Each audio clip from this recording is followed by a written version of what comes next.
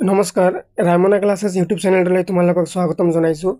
আজি তোমালোকৰ বাবে লৈ আহিছোঁ ক্লাছ 10ৰ অসমীয়া পাঠ্যপুথিত থকা 8 নম্বৰ চেপ্টাৰ বা 8 নম্বৰ অধ্যায় অসমৰ জনগোষ্ঠীৰ গাঁথনি আৰু সংস্কৃতি। এইখন হ'ল আব্দুল সত্তাৰৰ ৰচনা। ঠিক আছে, এই পাঠটোৰ অন্তৰ্গত প্ৰশ্নাৱলীত থকা যিমানখিনি প্ৰশ্ন আছে গোটেইখিনিৰ উত্তৰ আমি বহুত ভালকৈ আলোচনা কৰিছোঁ আৰু ভিডিঅ'টোৰ শেষত আমি কোনবোৰ বস্তু পঢ়িলে কেনেকৈ পঢ়িলে তোমালোকে পাঠৰ ভিতৰুৱা যিকোনো অতিৰিক্ত প্ৰশ্ন যদি তোমালোকক সোধে, মানে এই প্ৰশ্নাৱলীৰ বাহিৰত তোমালোকে ফাইনেল ইয়াৰৰ ষ্টুডেণ্ট অকল প্ৰশ্নাৱলীৰ প্ৰশ্নখিনি পঢ়িলে কিন্তু নহ'ব, পাঠৰ ভিতৰুৱা বহুত প্ৰশ্ন সুধি দিয়ে আজিকালি। এই পাঠৰ ভিতৰুৱা প্ৰশ্নবোৰ তোমালোকে কি কৰিলে যিকোনো প্ৰশ্ন আহিলে কৰিব পাৰিবা, সেইখিনি আমি ভিডিঅ'টোৰ লাষ্টত আলোচনা কৰিছোঁ। চ' ষ্টুডেণ্টছ তোমালোকে ভিডিঅ'টো স্কিপ নকৰাকৈ প্ৰথমৰ পৰা লাষ্টলৈকে ভালকৈ চাবা। প্ৰশ্নাৱলীৰ ভাৱ বিষয়কৰ 1 নম্বৰত আছে অতি চমু উত্তৰ লিখা। 1 নম্বৰৰ ক নম্বৰ প্ৰশ্ন হৈছে ত্ৰয়োদশ শতিকাত অসমলৈ অহা বহিৰাগত গোষ্ঠী কোনটো? ত্ৰয়োদশ শতিকাত অসমলৈ অহা বহিৰাগত গোষ্ঠীটো হ'ল কি? মংগোলীয় গোষ্ঠী।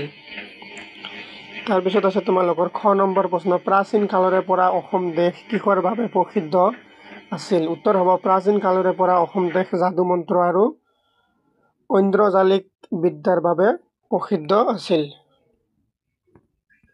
গ নম্বৰত আছে কিহে অসমীয়া জাতিক অধিক কটকটীয়া কৰিলে? উত্তৰ হ'ব ভাষিক সংমিশ্ৰণে অসমীয়া জাতিক অধিক কটকটীয়া কৰিলে। ঘ নম্বৰত আছে সকলোকে বান্ধি থোৱা এনাজৰীডাল কি আছিল? উত্তৰ হ'ব সকলোকে বান্ধি থোৱা এনাজৰীডাল আছিল কি? অসমীয়া ভাষা। ইম্পৰ্টেণ্ট হয় প্ৰশ্নকেইটা। 9 নম্বৰ প্ৰশ্ন আছে অসমৰ মংগোলীয় গোষ্ঠীৰ লোক কোনবিলাক? উত্তৰ হ'ব অসমৰ মংগোলীয় গোষ্ঠীৰ লোক হৈছে আহোমসকল। 2 নম্বৰত আছে চমু উত্তৰ লিখা। ক নম্বৰ প্ৰশ্ন অসমীয়া জনগোষ্ঠীৰ ধাৰক বুলিলে কোনসকলক বুজায়? উত্তৰ হ'ব অসমীয়া জনগোষ্ঠীৰ ধাৰক বুলিলে ঘাইকৈ কছাৰী, চুতীয়া, কোচ, মেচ, ডিমাচা, দেউৰী, মিচিং, বড়ো, তিৱা, কাৰ্বি আদি অনাৰ্য জাতিবোৰক বুজায়। খ নম্বৰত আছে তোমালোকৰ কিমান চনৰ পৰা কিমান চনলৈ অসমৰ বিদ্যালয়ত বঙলা ভাষা চলিছিল? উত্তৰ হ'ব 1836 চনৰ পৰা 1873 চনলৈকে অসমৰ বিদ্যালয়ত বঙলা ভাষা চলিছিল। গ নম্বৰত আছে চাহ উদ্যোগৰ কৰ্মীসকল কোন? তেওঁলোক কৰ পৰা অসমলৈ আহিছিল? উত্তৰ হ'ব চাহ উদ্যোগ কৰ্মীসকল হৈছে চাওতাল, কুৰ্মী, মছৰ, মুণ্ডা, তেলেঙা, হো, ভূমিজ, ওৰাং, তাঁতী, লেহাৰ এইবোৰ, আৰু এওঁলোক বিহাৰ, উৰিষ্যা, মধ্যপ্ৰদেশ আৰু উত্তৰ প্ৰদেশৰ পৰা অসমলৈ আহিছিল।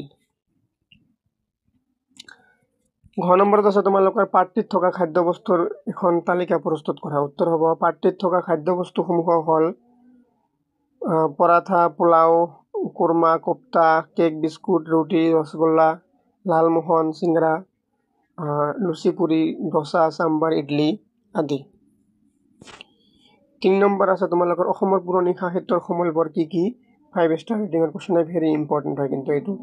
অসমৰ পুৰণি সাহিত্যৰ সমলবোৰ হ'ল অলিখিত গৰখীয়া নাম, নিচুকনি গীত, নাও খলোৱা গীত, বাৰমাহী গীত, আইনাম, বিয়ানাম, বনগীত, বিহুগীত, দেশ বিচৰাৰ গীত, মন্ত্ৰ সাহিত্য আৰু ডাকৰ বচন আদি। এই প্ৰশ্নটো কিন্তু ইম্পৰ্টেণ্ট হয়, এইবোৰ তোমালোকৰ এক্সামত আহি থাকে।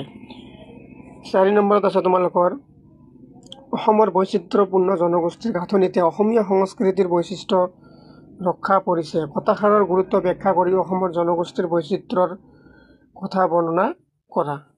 উত্তৰ হ'ব অসমৰ ৰাজ্যখনেই বিভিন্ন জাতি, উপজাতি আৰু জনগোষ্ঠীৰ সমষ্টি, সেইবাবে অসমীয়া সংস্কৃতিও বাৰেবৰণীয়া আৰু বৈচিত্ৰ্যপূৰ্ণ। প্ৰাচীন কালৰে পৰাই অসমত বিভিন্ন জনজাতীয় গোষ্ঠীৰ লোকে বাস কৰি আহিছে, অৰ্থাৎ অসমত আৰ্য জনগোষ্ঠীৰ লোকসকল আছিল ইয়াৰ প্ৰধান কেন্দ্ৰ। ঘাইকৈ ইয়াত কছাৰী, চুতীয়া, কোচ, মেচ, ডিমাচা, দেউৰী, মিচিং, বড়ো, তিৱা, কাৰ্বি আদিকে ধৰি অতীতত থকা দফলা, আৱৰ, মিচিমি আদি জনগোষ্ঠীৰ মানুহে অসম ভূমিত বসবাস কৰিছিল। ত্ৰয়োদশ শতিকাত এইবোৰ জনগোষ্ঠীৰ লগতে অসমলৈ নতুন গোষ্ঠীৰ আগমন ঘটিল। সেয়া হৈছে ঘাইকৈ চীন আৰু হুকং উপত্যকাৰ পৰা অহা মংগোলীয়সকল। অসমলৈ অহা আহোমসকলে নিজৰ পূৰ্বৰ কৃষ্টি সংস্কৃতিৰ পৰিহাৰ কৰি হিন্দু ধৰ্ম আৰু নতুন সংস্কৃতি গ্ৰহণ কৰিছিল। সেই সময়তে মুছলমানসকলো আহিছিল।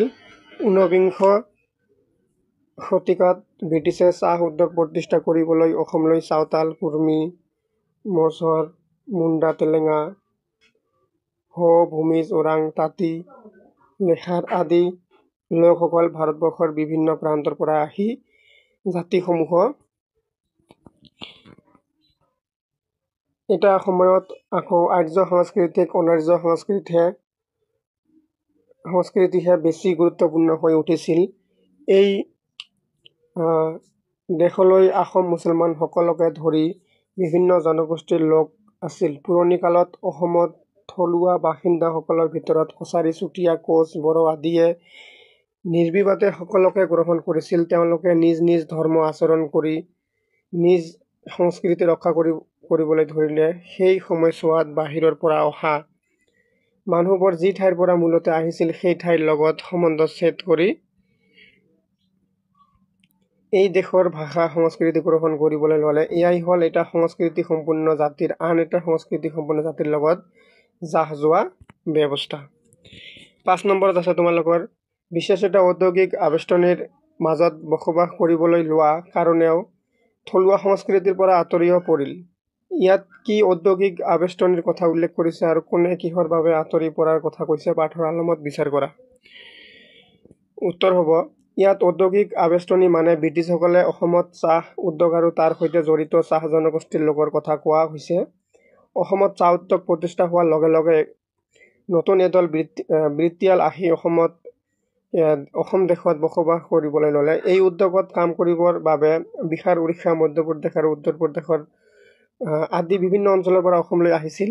অসমত বিভিন্ন ৰাজ্যৰ পৰা চাওতাল, কুৰ্মী, মুণ্ডা, তেলেঙা, মছৰ, হো, ভূমিজ, ওৰাং, তাঁতী, লোহাৰ আদি বিভিন্ন জাতিৰ লোকে অসমত চাহ উদ্যোগত কাম কৰিবলৈ ল'লে। তাৰপিছত কালক্ৰমত এই সকলোৱে নিজৰ কৃষ্টি সংস্কৃতিৰ কিছু সংৰক্ষণ কৰি হ'লেও অসমীয়াৰ মাত কথা গ্ৰহণ কৰি থলুৱা লোকৰ আচাৰ নীতি সাজপাৰ গ্ৰহণ কৰি কালৰ সোঁতত অসমীয়া জাতিৰ অবিচ্ছেদ্য অংগ হৈ পৰিল। কিন্তু এওঁলোকক শিক্ষা দিয়াৰ কাৰণে কোনো ব্যৱস্থা নোলোৱাত অতি অগ্ৰসৰ হৈ ৰ'ল। অসমত থলুৱা সংস্কৃতিৰ লগত খাপ খোৱাত যথেষ্ট পলম হ'ল তেওঁলোকৰ। বিশেষ এটা আবেষ্টনীৰ মাজত বসবাস কৰিবলৈ লোৱাৰ কাৰণে থলুৱা সংস্কৃতিৰ পৰা আঁতৰি পৰিল। 6 নম্বৰত আছে তোমালোকৰ এটা সংমিশ্ৰিত সংস্কৃতি সম্পন্ন জাতি, ইয়াক নুই কৰাৰ কোনো যুক্তিতৰ্কৰ অৱকাশ নাই। ইয়াত লিখকে কাক আৰু কি সংস্কৃতি সম্পন্ন জাতি বুলি কৈছে নুই কৰাৰ কোনো যুক্তিতৰ্কৰ অৱকাশ নাই বোলা কথাষাৰৰ সত্যতা কি বিচাৰ কৰা। উত্তৰ হ'ব, অসমীয়া জাতি আৰু সংস্কৃতিৰ সমন্বয় বিষয়ে ক'বলৈ গৈ লিখকে উক্ত বাক্যশাৰী কৈছে। অসমীয়া জাতিটো কেৱল এটা জনগোষ্ঠী আৰু তেওঁলোকৰ ভাষা সংস্কৃতি লৈ গঢ়ি উঠা নাই বুলি লিখকে কৈছে। অসমত প্ৰাচীন কালৰে পৰা ভিন ভিন জাতি জনগোষ্ঠীৰ লোক আহি অসমত বসবাস কৰিছিল। সেই সময়ত অসমত বসবাস কৰা থলুৱা জনজাতীয় লোকসকলে সকলোকে আঁকোৱালি লৈছিল। বাহিৰৰ পৰা অহা সকলোৱে আন্তৰিকতাৰে এই অসম দেশৰ ভাষা সংস্কৃতি গ্ৰহণ কৰি অসমক নিজৰ দেশ বুলি গ্ৰহণ কৰিছিল। ভাষিক সংমিশ্ৰণে অসমীয়া জাতি আৰু সংস্কৃতিৰ আৰু অধিক খটখটীয়া কৰি তুলিলে। অসমত বসবাস কৰা জনজাতিৰ ভাষা ভালদৰে বুজি পায় আৰু ক'ব পাৰে। অসমলৈ পৰৱৰ্তী কালত অহা লোকসকলেও নিজৰ ভাষা সংস্কৃতি ত্যাগ কৰি অসমীয়া ভাষা আৰু সংস্কৃতিক আঁকোৱালি লয়। যুগ যুগ ধৰি এনেদৰে আদান প্ৰদান বিনিময় আৰু সংস্কৃতি গ্ৰহণৰ মাধ্যমেদি অসমীয়া সংস্কৃতিৰে বৰ্তমানলৈ পৰিগ্ৰহ হৈ আছে। বিভিন্ন ধৰণৰ জাতি জনজাতিৰ সমন্বয়ৰ মাজেৰে অসমীয়া জাতিটো গঢ়ি উঠিছে। 7 নম্বৰত আছে লগে লগে সংস্কৃতিৰ ৰূপান্তৰ ঘটিল। কিহৰ লগে লগে সংস্কৃতিৰ ৰূপান্তৰ ঘটিছিল? এই ৰূপান্তৰ কিদৰে ঘটিছিল বুজাই লিখা। উত্তৰ হ'ব, অসমলৈ ভাৰতবৰ্ষৰ বিভিন্ন ৰাজ্যৰ লগতে ভাৰতৰ বাহিৰৰ বিভিন্ন সময়তে ভিন ভিন জাতি উপজাতি আহি বৃহৎ অসমীয়া জাতি আৰু সংস্কৃতি গঢ়ি তুলিছিল। অসমৰ সংস্কৃতি বাৰেবৰণীয়া আৰু বৈচিত্ৰ্যপূৰ্ণ আছিল। ত্ৰয়োদশ শতিকাত মংগোলীয় গোষ্ঠীৰ লোকসকল অসমলৈ আহি থাকিবলৈ লয়। আকৌ প্ৰাচীন কালত অসমখন আছিল আৰ্য জাতিৰ বাসস্থান। এই মংগোলীয় গোষ্ঠীৰ লোকসকলে বিশেষকৈ আহোমসকল, মুছলমানসকল আৰু বিভিন্ন ৰাজ্যৰ পৰা অহা লোকৰ ভিতৰত কোনোবাই দেশ জয় কৰিবলৈ অসমলৈ আহিছিল। তেওঁলোকৰ ভিতৰৰ কোনোবা আকৌ যুদ্ধবন্দী হিচাপে অসমত থাকি গ'ল। এনেদৰে অসমীয়া জাতি গঠন প্ৰক্ৰিয়া সম্ভৱ হৈ উঠিবলৈ ধৰিলে। এটা সম্প্ৰদায়ত ভাল লগা কিছুমান ৰীতি নীতি আচাৰ ব্যৱহাৰ আন এটা সম্প্ৰদায়ক গ্ৰহণ কৰি ল'লে। তাৰপিছত সাজপাৰ, অলংকাৰ, দৈনন্দিনত ব্যৱহাৰ্য আচবাব, বাচন বৰ্তন সকলোতে পৰিৱৰ্তন ঘটিবলৈ ধৰিলে। অসমীয়া সংস্কৃতিৰ মাজত মুকলি মনেৰে আধুনিকতা প্ৰৱেশ কৰিবলৈ ল'লে। কোনেও কাকো জোৰকৈ একো কথাই জাপি দিয়া নাছিল। এয়াই আছিল স্বতঃস্ফূৰ্ত প্ৰক্ৰিয়া, আদান প্ৰদান, বৰ্ণাঢ্য আৰু বাৰেবৰণীয়া যোগেদি সংস্কৃতি। এতিয়া আছে তোমালোকৰ ব্যাখ্যা কৰা 8 নম্বৰত তাৎপৰ্য ব্যাখ্যা কৰা। ক নম্বৰত দিছে দেখা যায় সকলোকে বান্ধি থোৱা এনাজৰীডাল আছিল অসমীয়া ভাষা। এই কথাখিনি ব্যাখ্যা কৰিব লাগে। উত্তৰ হ'ব ভিন ভিন জনগোষ্ঠীৰ বাসস্থান অসমত ঐক্যৰ সেতু গঢ়ি তুলিছে। এই প্ৰদেশৰ ভাষাটোৱে এই কথাষাৰ বুজাবৰ বাবে কথাফাকি ফুটি উঠিছিল। ভাষিক সংমিশ্ৰণে অসমীয়া জাতিটোক আৰু সংস্কৃতিটোৰ বন্ধনক অধিক কটকটীয়া কৰিছিল। বাহিৰৰ পৰা অহা ভিন ভিন জাতিৰ লোকসকলেও বিভিন্ন সময়ত আহি অসমত বসবাস কৰিছিল। অসমৰ বাহিৰৰ পৰা অহা লোকসকলে অসমীয়া ভাষাটোক নিজৰ ভাষা বুলি গ্ৰহণ কৰিছিল। এওঁলোকে নিজৰ উপভাষাৰে নিজৰ মাজত কথা পাতিলেও প্ৰত্যেকেই অসমীয়া ভাষাৰে কথা কৈ অসমীয়া ভাষাক নিজৰ ভাষা বুলি গ্ৰহণ কৰি উদাৰতাৰ পৰিচয় দিছিল। এই সেতু ইমান মজবুত আছিল যে আহোমে আহোমৰ ভাষাৰে, ব্ৰাহ্মণই ক্ষত্ৰিয় সংস্কৃতিৰ আৰু মুছলমানে আৰবী ফাৰ্চীৰে কথা নাপাতে। অসমীয়া লোকসকলে এওঁলোকৰ আপোন হৈ পৰিছিল আৰু অসমীয়া মাতৃভাষা হৈ পৰিছিল। এনেদৰে অসমীয়া ভাষাই ভাষিক সংমিশ্ৰণৰ মাজেৰে বিভিন্ন জাতি জনগোষ্ঠীৰ লোকসকল ঐক্য আৰু সম্প্ৰীতিত এনাজৰীৰে বান্ধি ৰাখিছিল। খ নম্বৰত আছে এই গোটেইবোৰ হ'ল স্বতঃপ্ৰণোদিতভাৱে হোৱা প্ৰক্ৰিয়া। উত্তৰ অসমত ভিন ভিন জাতি জনজাতিৰ মাজত কলা সংস্কৃতি, ৰীতি নীতি আদিৰ সংমিশ্ৰণত বৃহৎ অসমীয়া সংস্কৃতি গঢ়ি উঠা দেখিবলৈ পোৱা গৈছে। ইয়াকে বুজাবৰ বাবে কথাষাৰ কোৱা হৈছে। অসমত বিভিন্ন সময়ত আমি মাত কথা, আচাৰ ব্যৱহাৰ, সাজ সজ্জা, ৰীতি নীতি আদিৰ ক্ষেত্ৰত আমি কেৱল আমাৰ নিজৰটোক ধৰি ৰখা নাছিলোঁ। আমি কি কৰিছোঁ? আমি আনৰ ৰীতি নীতি, সাজ সজ্জা আদিবোৰ গ্ৰহণ কৰিছিলোঁ। আমাৰ নিচিনাকৈ অইনেও আমাৰটো গ্ৰহণ কৰি লৈছিল। এনেদৰে জাতি কুলৰ পৰম্পৰাগত প্ৰাচীৰ ভাঙি বিয়া সবাহ, মৰা সকাম আদি ভিন ভিন জাতিৰ লোক একেলগে ভাগ ল'ব পৰা হৈ উঠিছিল। সকলোৱে একগোট হৈ পৰস্পৰৰ উৎসৱ অনুষ্ঠান আদি বিভিন্ন কাৰ্যক্ষেত্ৰত যোগ দিয়ে। এনেদৰে ভাতৃত্বৰ বন্ধন কটকটীয়া হৈ পৰিল। সময়ৰ লগত খোজ মিলাই পৰিৱৰ্তনে সংস্কৃতিলৈ নতুনত্ব আনিলে। নিজৰ কৰ্মৰ কৰ্ষণ কৰি আমি এক উমৈহতীয়া সংস্কৃতি গঢ়ি তুলিছোঁ। এই সংস্কৃতি মিলনৰ সংস্কৃতি, এই সংস্কৃতি সংহতি আৰু সম্প্ৰীতি ৰক্ষাৰ বাট। ঘ নম্বৰত আছে তোমালোকৰ এতিয়া এয়াই আছিল দিয়া লোৱা আৰু এৰা ধৰাৰ ব্যৱস্থা। এই তিনিওটা ব্যাখ্যা কিন্তু ইম্পৰ্টেণ্ট হয়, তোমালোকৰ এক্সামত আহি থাকে, কোনোবা এটা আহি থাকিব। আৰু প্ৰথমত আমি যি চমু উত্তৰৰ প্ৰশ্নবোৰ আলোচনা কৰিছোঁ তাৰে পৰা কিন্তু এটা প্ৰশ্ন তোমালোকৰ ফাইনেলত আহে। উত্তৰ হ'ব আমাৰ অসমীয়া সংস্কৃতিৰ মূলতে হৈছে সমন্বয় সংস্কৃতি পৰিৱৰ্তনশীল। অসমতো বিভিন্ন জাতি ধৰ্মৰ মানুহে বসবাস কৰে। ফলত বিভিন্ন জাতি ধৰ্মৰ মানুহ বসবাস কৰাৰ লগে লগে সংস্কৃতিয়েও ৰূপ সলাইছিল। ইয়াকে বুজাবলৈ গৈ লিখকে কথাষাৰ কৈছে। অসমত পূৰ্বতে অনাৰ্য জাতিৰ লোকসকলে বসবাস কৰিছিল। সেই সময়ছোৱাত তেওঁলোকৰ সংস্কৃতি আছিল অসমীয়া। অসমলৈ কালক্ৰমত বিভিন্ন সময়ত বিভিন্ন জনগোষ্ঠীৰ লোক আহিছিল যদিও তেওঁলোকে নিজৰ মাতৃভূমিৰ ভাষা সংস্কৃতি পৰিহাৰ কৰি অসমীয়া সংস্কৃতি আৰু ভাষা নিজৰ বুলি গ্ৰহণ কৰিছিল। তেওঁলোকে নিজৰ কিছুমান সংস্কৃতি এৰিছিল আৰু পূৰ্বৰ কিছুমান সংস্কৃতিৰ সৈতে যোগ দিছিল।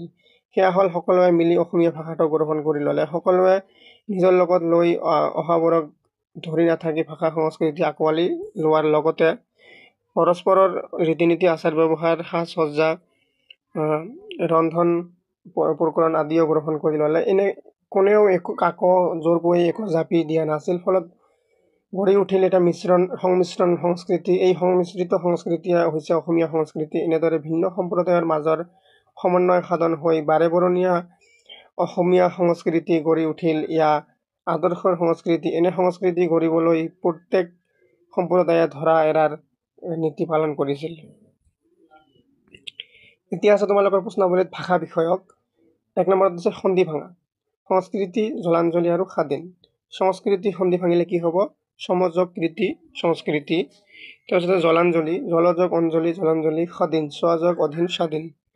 তাৰপিছত 2 নম্বৰত আছে পৰ উপসৰ্গ লগ লগাই 3টা শব্দ গঠন কৰা। মানে এই পৰ উপসৰ্গটো লাগে 3টা ৱাৰ্ড বা 3টা শব্দ লিখিব লাগে। প্ৰয়োগ, পৰৱৰ্তী আৰু প্ৰনাম। ইজি। 3 নম্বৰত আছে বাক্য ৰচনা কৰা। ভাষা সংস্কৃতি, পূজা পাৰ্বণ, বেপাৰ বাণিজ্য, সহজ সৰল, দিয়া লোৱা, এৰা ধৰা। এইবোৰেদি কি কৰিব লাগে? বাক্য ৰচনা কৰিব লাগে। ভাষা সংস্কৃতি। ভাৰতত বসবাস কৰা প্ৰতিটো জাতিগণ জনগোষ্ঠীৰ কি হৈছে একোটাকৈ নিজা ভাষা সংস্কৃতি আছে। পূজা পাৰ্বণ, ৰাহুলে পূজা পাৰ্বণত আগভাগ লৈ ভাল পায়। বেপাৰ বাণিজ্য হৈছে অৰ্থনীতিৰ মূল। সহজ সৰল লোকে আনৰ সুখত নিজৰ সুখ অনুভৱ কৰে। দিয়া লোৱা, যেতিয়া এজনী ছোৱালী বিবাহ কাৰ্য সম্পন্ন কৰা হয় তেতিয়া অসমীয়া সমাজত কিছুমান দিয়া লোৱা কাৰ্য কৰা হয়। এৰা ধৰা, যিকোনো এটা সম্পৰ্ক দীঘলীয়াভাৱে চলাই নিবলৈ হ'লে কি হয়? সৰু সৰু কথা কিছুমান এৰা ধৰা কৰিবলগীয়া হয়। এইখিনি তোমালোকৰ কি হ'ল? প্ৰশ্নাৱলীত থকা গোটেইখিনি প্ৰশ্নৰ উত্তৰ আলোচনা কৰা হৈ গ'ল। এতিয়া তোমালোকে কেনেকৈ পঢ়িলে, কোনবোৰ বস্তু পঢ়িলে তোমালোকে অতিৰিক্ত প্ৰশ্নৰ উত্তৰ কৰিব পাৰিবা, যিকোনো অতিৰিক্ত প্ৰশ্ন আহিলে উত্তৰ কৰিব পাৰিবা, সেইটো মই তোমালোকক এতিয়া দেখাই দিম। তোমালোকে যদি পাঠৰ ভিতৰুৱা যিকোনো অতিৰিক্ত প্ৰশ্নৰ উত্তৰ কৰিব খোজা তেতিয়া কি কৰিবা? তোমালোকে পাঠটো যেতিয়া তোমালোকক শ্ৰেণী কোঠাত ছাৰহঁতে পঢ়াব তেতিয়া ইম্পৰ্টেণ্ট বস্তুখিনি তোমালোকে কি কৰিবা? দাগ দি ল'বা আৰু সেইবোৰ ঘৰত আহি কি কৰিবা? লিখি ল'বা। এইখিনি কৰাৰ পিছত তোমালোকে এটা কাম কৰিব লাগিব, যিখিনি সবতকৈ মানে ইম্পৰ্টেণ্ট হয় সেইটো তোমালোকে কৰিব লাগিব। সেইটো হৈছে কি? লেখক পৰিচয়। ইয়াৰ পৰা তোমালোকক যদি ভিতৰুৱা প্ৰশ্ন দিয়ে ইয়াৰ পৰা এটা প্ৰশ্ন দিব। ঠিক আছে? ইয়াত যিমানখিনি বস্তু দিয়া আছে লেখকৰ বিষয়ে, লেখক হ'ল আব্দুল ছাত্তাৰ, জন্ম হৈছে 1922 চনত, মৃত্যু হৈছে 1967 চনত। ছাত্ৰৰ যোৰহাট জিলাৰ তিতাবৰত জন্ম হৈছিল। এনেকৈ যিমানখিনি ইম্পৰ্টেণ্ট বস্তু আছে তাৰ ৰচনা কৰা বস্তুখিনি, মৃত্যু, জন্ম মৃত্যু, জন্মৰ ঠাই, পিতৃ মাতৃ, এইবোৰ বস্তু গোটেইখিনি তোমালোকে জানি থবা। ইয়াৰ পৰা 1 মাৰ্ক আহিব। তাৰপিছত তোমালোকে কি পঢ়িবা? পাৰ্টবোধ পঢ়িলে কি হ'ব? পাৰ্টৰ মেইন বস্তুখিনি তোমালোকে বুজি পাবা। এই বস্তুখিনি যেতিয়া বুজি পাবা তোমালোকে তেতিয়া কি হ'ব? যেতিয়া কোনোবা পাঠৰ ভিতৰুৱা কিবা এটা প্ৰশ্ন, মানে যিবোৰ ব্ৰড প্ৰশ্ন, মানে দীঘল প্ৰশ্নৰ উত্তৰ, সেইবোৰ যদি তোমালোকক বনাই দিয়ে, এইখিনি যদি তোমালোকে পাঠটো যদি ভালকৈ বুজি পোৱা সেইবোৰৰ এনচাৰ নিজৰ ভাষাত পঢ়িব পাৰিবা কিন্তু। ঠিক আছে? আৰু এই শব্দাৰ্থ আৰু টোকা তোমালোকে অসমীয়াত জানাই যে সমাৰ্থক শব্দ, বিপৰীত শব্দ, শব্দাৰ্থ, এইবোৰ তোমালোকক প্ৰতিটো পাঠৰ পৰা এটা দুটাকৈ সুধি থাকে ফাইনেল এক্সামত। ঠিক আছে? সেইকাৰণে তোমালোকে কি কৰে? প্ৰত্যেকটো পাঠৰ পিছফালে থকা শব্দাৰ্থ আৰু টোকাখিনি এটা এটা কৰি ভালকৈ পঢ়ি ল'বা। ইয়াৰ পৰা কিন্তু ডাইৰেক্ট তোমালোকৰ পৰীক্ষাত অহা দেখা যায়। এই শব্দাৰ্থখিনি তোমালোকে গোটেইখিনি ভালকৈ পঢ়ি ল'বা। তাৰপিছত তোমালোকে কবি পৰিচয়খিনি পঢ়ি ল'বা এবাৰ ভালকৈ, আৰু পাঠবোধখিনি এবাৰ ভালকৈ নিজৰ ভাষাত বুজি ল'বা। এনেকৈ পঢ়িলে কি হ'ব? তোমালোকৰ যিমানে ভিতৰৰ পৰা প্ৰশ্ন নাহক কিয় তোমালোকৰ কি হ'ব? কেতিয়াও প্ৰশ্ন এৰি নাযায়। ঠিক আছে? সেইকাৰণে তোমালোকে এইখিনি কাম কৰি ল'বা। এইখিনি কাম কৰিলে তোমালোকৰ কি হ'ব? এইখিনি কাম কৰিলে তোমালোকৰ আৰামছে যিকোনো অতিৰিক্ত প্ৰশ্ন আহিলে তোমালোকে কৰিব পাৰিবা। ঠিক আছে? ধন্যবাদ। এইখিনিতে ভিডিঅ'টো সামৰিছোঁ।